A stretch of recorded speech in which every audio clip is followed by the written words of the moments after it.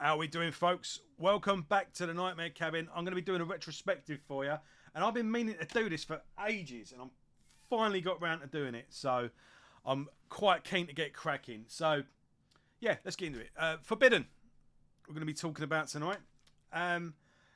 They've recently rebooted, reformed. It's not really a reunion because they've got a slightly new lineup, and main man Craig Cicero is quite keen to call it a rebirth. There you go. Yeah, when he announced it on Steve Zetro's podcast, and yeah, I thought this would be a good time to do a retrospective. I didn't quite plan on it taking 6 months, but here we are. So 1988 was the first album, Forbidden Evil. Let's do a quick rewind though. The band formed around 1985 and were playing under the band name Forbidden Evil, so that's what the album title comes from. They shortened their name because apparently they didn't want to be confused with black metal. It's worth noting as well during those times. So they put out a few demos during that time, and the best songs were basically re-recorded for this anyway. But during that time, Rob Flynn was in the band, and he actually has writing credits on 3 of the songs on this. He jumped ship to join Violence, and then from Violence obviously went on to form Machine Head. We all know that. But yeah, let's get into it then. 1988, Forbidden Evil.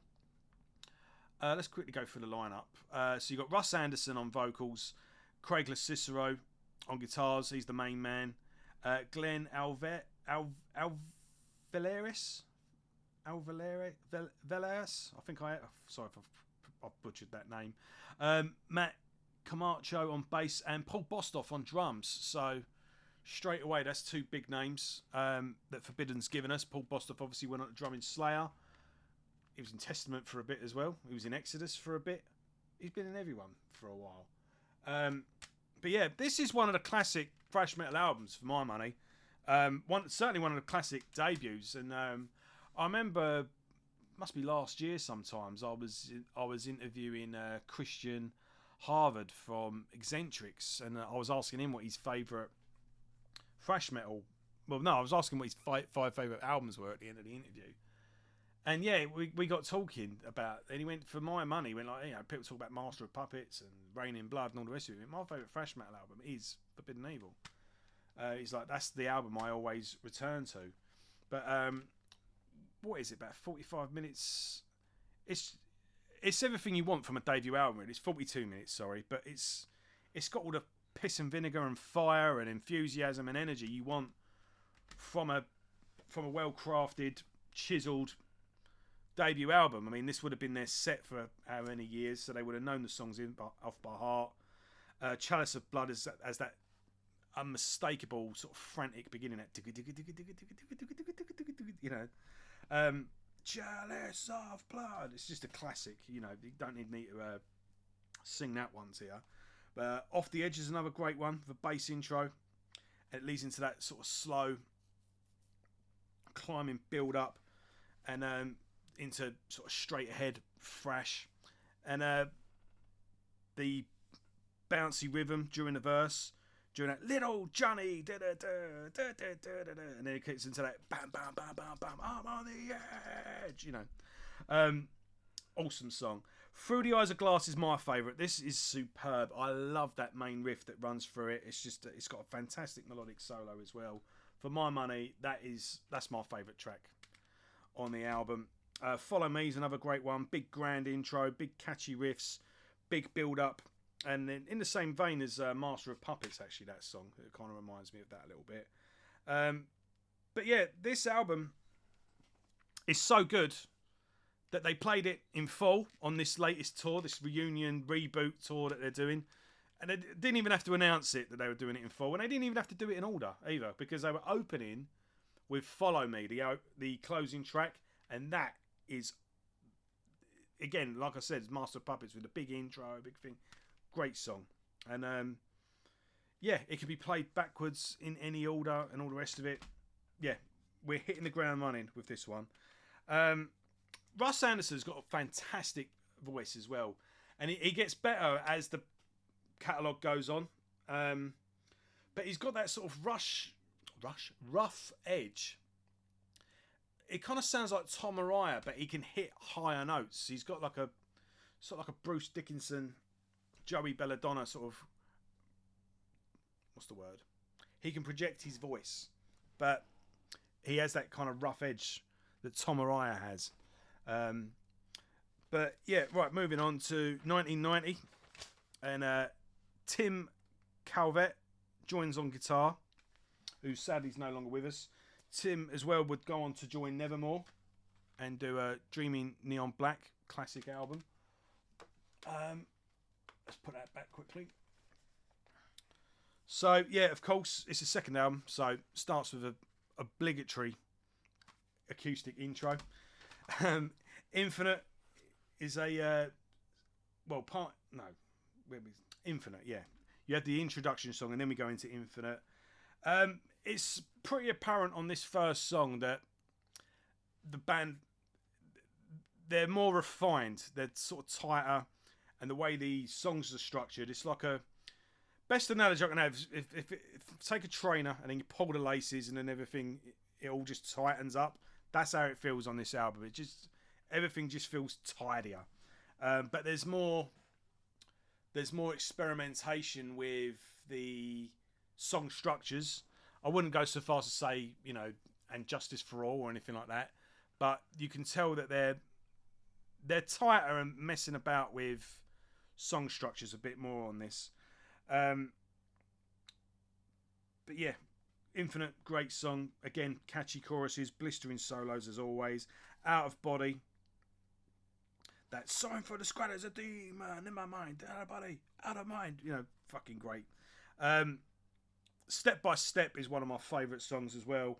It's got that great sort of bouncy rhythm on it with a great chorus. Step by Step is just one of the classic Thrash songs in my eyes. Awesome album cover as well.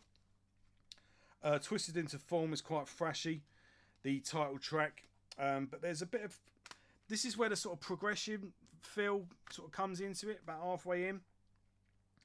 And it's reminiscent of Sabotage, or maybe even early Sabotage and early Fate's Warning. And yeah, again, that classic riff in that is just awesome. And then you got also a great chorus with Tossed Away. But yeah, this is the classic 1-2 punch. What the best out of these two is, you can argue in forums all day over that one. I like the raw energy of Forbidden Evil, but I do like this. They're a bit more sophisticated on Twisted Into Form. But I don't know. I do like Step by Step, and I do like the title track. Tossed Away I do really like as well. I don't know. It's kind of like, this is the Terminator. This is the really awesome B movie, while this is the sequel with the bigger budget and better directing and all the rest of it. But you kind of have a soft spot for the B movie. That's my take anyway. I'm one of those people. Terminator 2 is objectively the better film, but I kind of prefer Terminator 1. That's my analogy with the with Forbidden's albums. So moving on, we got a 4-year gap, funnily enough. During that time, actually, Craig Cicero ends up joining Death. He never goes on to record an album with them, but it's known as one of the classic lineups. So you got Chuck Schuldiner, Craig Cicero, Steve DiGiorgio on bass, and Gene Hoglan on drums. Unfortunately, he never stayed and recorded an album with them. But if you do get the special edition of Individual Thought Patterns, Craig is on the live album that you get with it. And I've got to be frank, why Craig didn't stay with Death and went on to record the next one, I will never know. Yeah, so 1994 we get Distortion. I got lucky enough to get a signed copy of this. I've got to say, this does tend to drag, this album. It's one of those albums. I've been looking at comments on YouTube, I've been reading reviews and all the rest of it, and some people say that this is their best album, and fair enough. I just I try with this album, but ultimately it leaves me. You know, it's got its moments. Don't get me wrong, but I'm unmoved by it. I must be said. So there's an obvious style shift immediately, like within seconds of the first song. Um, things are slower, groovier. They've gone into that whole groove, slower pace thing that most thrash metal bands did in the 90s, so you can't begrudge them that too much. On this one as well, you got a new drummer, Steve Jacobs. Yeah, Distortion and Hypnotised by the Rhythm are pretty good songs. The track Rape is has a bouncy rhythm to it, grungy feel to it as well, especially with the vocals. Feed the Hand starts with a quiet, slow intro, but then kicks into a nice chuggy riff, leading to a nice lead. Wake Up is a good little stomper, but eventually reverts back into like this sort of slog. And Mind's Eye as a cool intro. I like the notes Russ holds on that. It's got a bit of an Alice in Chains feel to it, and a really good solo on that as well. And then we got Undertaker, which is another grungy one, and then it closes with a cover of 21st Century Schizoid Man by Jethro Tull. Yeah, I want to, see the best in everyone. I'm an optimist and all that, but this is a slog for me. Picking up then in 1997, same lineup, we get Green. And this one is slightly better. Like, it's a bit more immediate. It sort of jumps out at you better than Distortion, but again, it's sort of slow and grungy. What is the last time the album opener is an odd song? It's sort of like an intro track, but it's got some good vocals on it. But it comes to an abrupt end. But you get that all the way through the album. It's like the songs are like samples of songs, and it all just abruptly ends, and then bang, you're into the next song. And what are we like? Yeah, you'll be 5-6 minutes into the album, and you're like 3 songs in already. It's crazy how it, and it's like the songs are all just like loads of little bits of songs that have.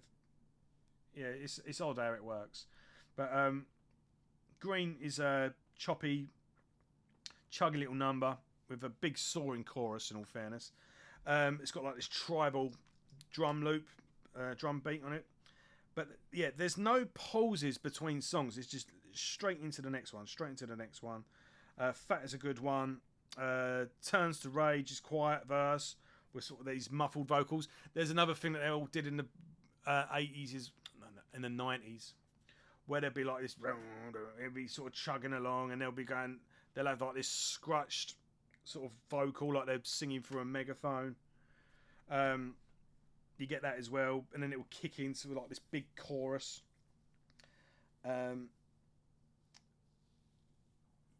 Yeah, it's all right, but Face Down Heroes reminds me a little bit of Rob Zombie or Slayer in the Diablo Musica era. Again, it's got like that bit of like a loop to it, but it sort of stops and starts, and it's got a spoken voice, and it's got like a punky chorus. Over the middle is got like more punky, sort of like a punky drum beat with ranting vocals. Nonsense is pretty good. That quite punky. Nonsense, death and taxes. But again, it's compare this to what's on Forbidden Evil. It's a bit leaves you wanting. But then Blank is a good melodic, sort of clean number, quite Sabbathy, kind of stonery, kind of grungy. Reminds me a little bit of Stone Temple Pilots, actually. I think I prefer this to Distortion, but yeah, we're I'm not sure what to do with these albums, to be honest. It's that era that a lot of bands went through in the 90s. They kind of all went this sort of grungy, sloggy, sort of groovy sort of thing that they all used to do. And then the band kind of fizzled out really. I don't know if they split up officially or it just stopped. But they briefly reformed in 2001 for the Chuck Billy benefit shows, which the money also went to Chuck Schuldiner. And that show caused loads of bands to reform. Obviously, Death Angel and Exodus. I'm sure there's others as well that would go on to reform from that. But Violence reformed for a couple of shows off the back of it as well. But yeah, the band officially reformed and put out a new album in 2010, Amiga Wave, with a slightly different lineup this time around as well. Let's just quickly go through that.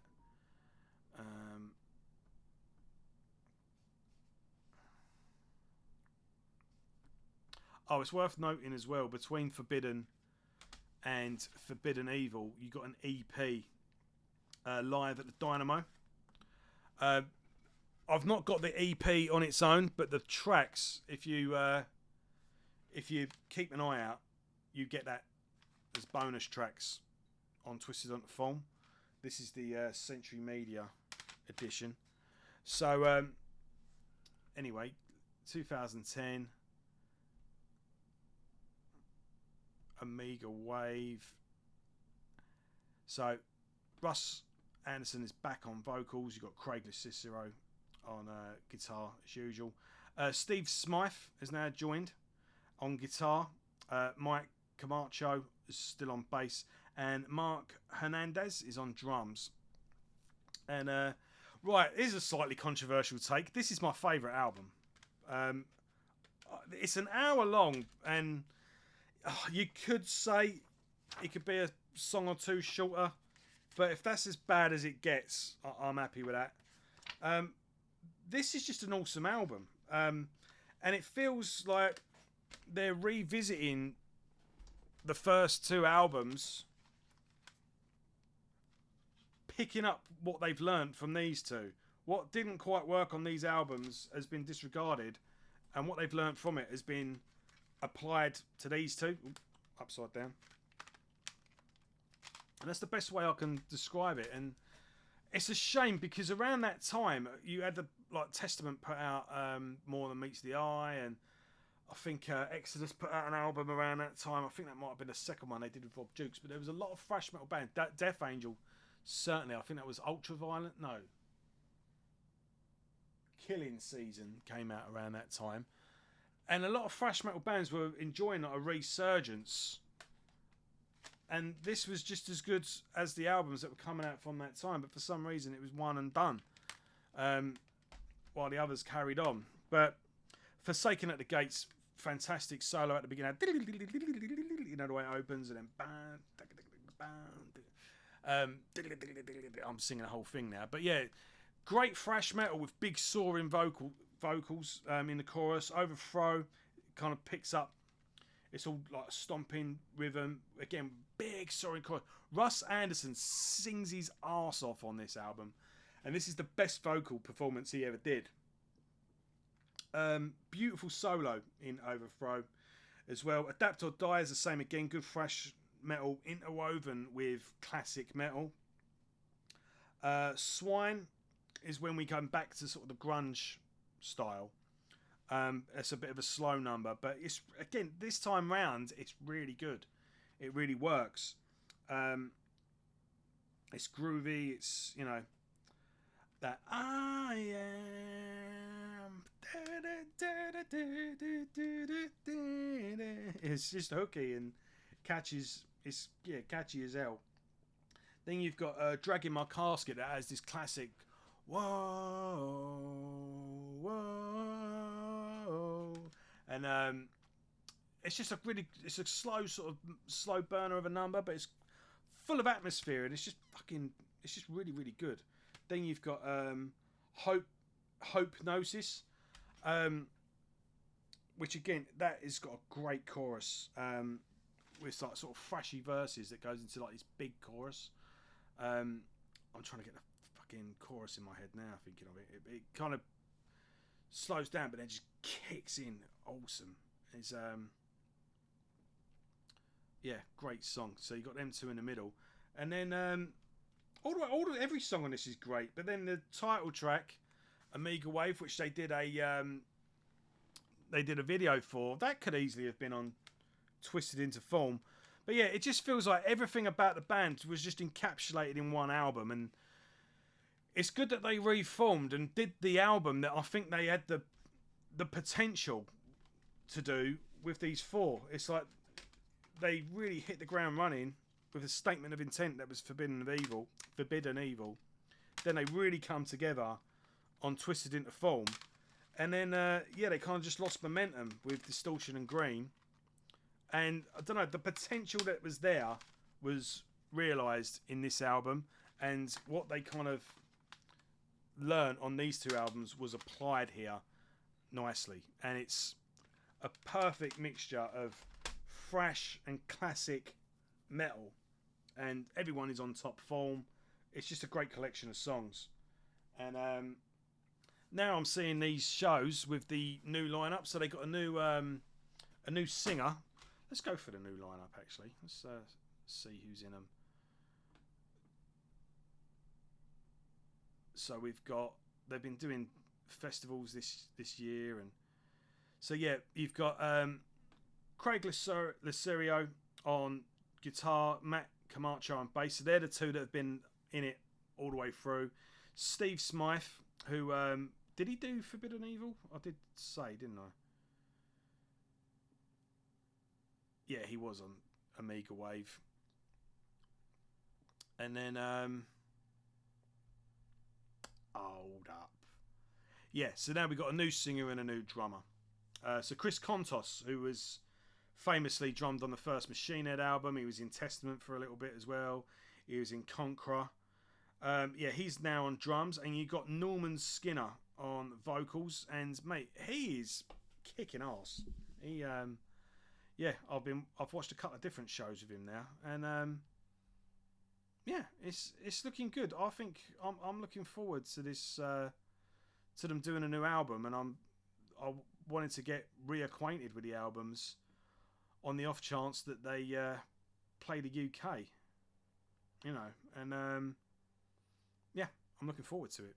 So a few other things to note though, during the breakups and all the rest of it, Craig Licerio, I don't think he got quite the fair crack of the whip. He was always starting new projects and just never quite, I don't think he gets the recognition. I think it's a shame he didn't stay with Death and do something with them. He did do a couple of different bands though that I want to run by you before we go. Right, so there's, not only was he carrying on doing metal, but he also did a couple of sort of southern classic rock. I don't know how you want to put it. So there's Man-Made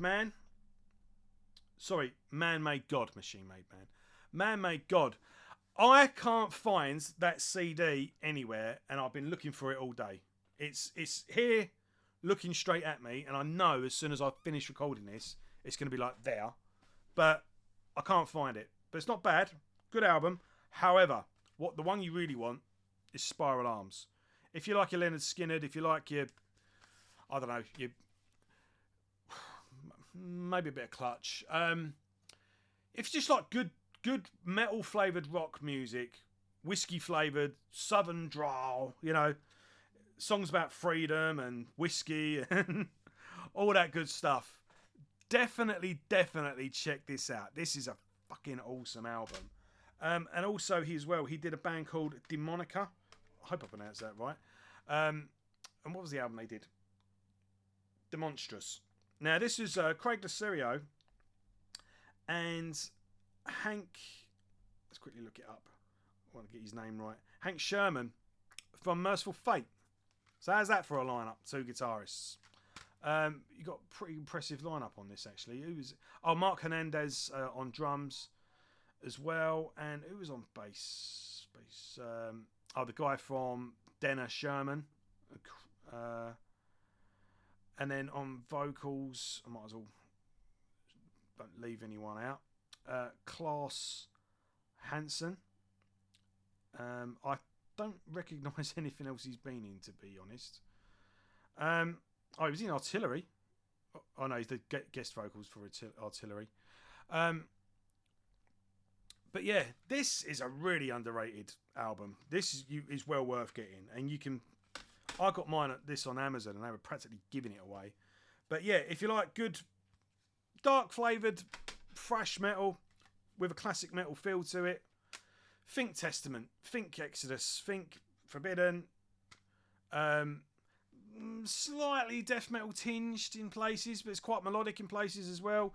Great vocals, bit more harsh, but yeah, you got Craig LaCicero on one guitar and Hank Sherman from Merciful Fate on the other. I mean, you're not going to go wrong, are you? But yeah, this is a real underrated gem, which I highly recommend.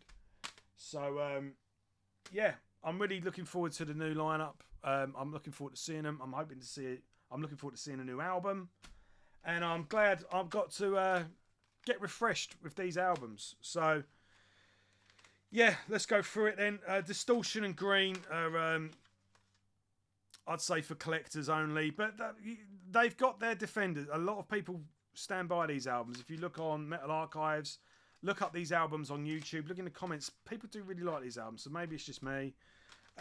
I really like Omega Wave. I think this is an underrated gem. I think it's a fantastic album and one of the better thrash albums to come out in later years. When it come out, 2010, and then obviously you got the two classics at the beginning. It's a 1-2 punch. You need both. People, you can argue over what the better one is all day, but both are the best for their own reasons. And yeah, if you like a bit of southern rock, definitely check out Spiral Arms. But real underrated thrash metal, check out Demonica. And yeah, while you're at it, pick up this special edition of Individual Thought Patterns and get the live album as well. That's really good. So yeah, can't believe it took me that bloody long, and we've flown through it. But here we go. Forbidden, ladies and gents. We're doing Rushcast later in the week, and I've got Jackie Schmidt coming back on from Into the Necrosphere, and we're going to be doing part two of our Napalm Death run through. So we're going to be doing 1994 to 1998. So that's 4 albums we're going to be covering, and they're going to be going up this Friday. So check out both of them. And yeah, thanks for watching. I'll see you all soon. If this is your first video, welcome aboard. If you're a regular viewer, welcome back. And yeah, if you want to give us some help, check out Buy Me a Coffee in the description. And if you made it this far, give us one of them or a share. And thanks for watching. Take care. See you all soon.